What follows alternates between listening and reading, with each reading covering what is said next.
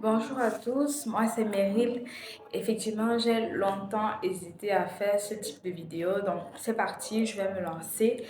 Donc, on va travailler en principe sur le TCF parce qu'effectivement, le TCF, c'est un test de connaissance de la langue française qui permet simplement d'associer cela à son dossier d'immigration, soit en destination le plus souvent pour le Canada. Alors, c'est quoi le TCF Canada? Alors, le TCF Canada, c'est simplement une certification qui atteste de ton niveau de maîtrise de la langue française. Comme je le dis très souvent, ce n'est pas un examen qu'on échoue, non, il n'y a pas d'échec ou de réussite, principalement parce que c'est uniquement pour voir ton niveau de maîtrise de la langue française.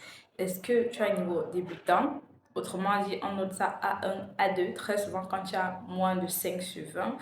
Est-ce que tu as un niveau intermédiaire? Autrement dit, est-ce que tu es moyen? Là, on retrouve B1, B2. Donc, ça va à 6 jusqu'à 13 de moyenne. Et effectivement, niveau expert, oui, niveau maîtrise. Et donc là, on parle très souvent de C1, C2.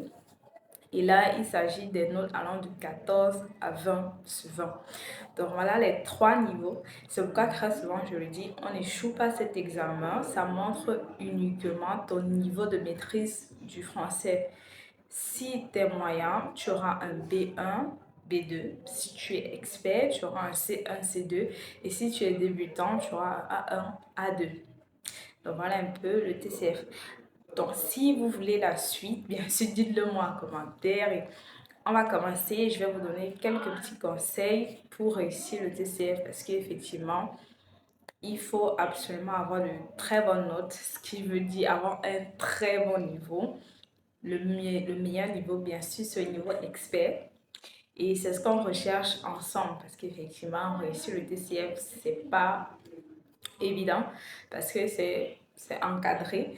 Donc, il faut connaître certaines astuces, certaines méthodologies pour pouvoir réussir et avoir de très bonnes notes, c'est-à-dire avoir un C1, C2, avoir une note égale ou supérieure à 14 sur 20. Donc, voilà en tout. Dites-moi ce que vous en pensez et si vous ne voulez pas rater, vous pouvez simplement vous abonner pour qu'on puisse commencer et continuer. Donc, je vous laisse, je vous dis à une autre fois.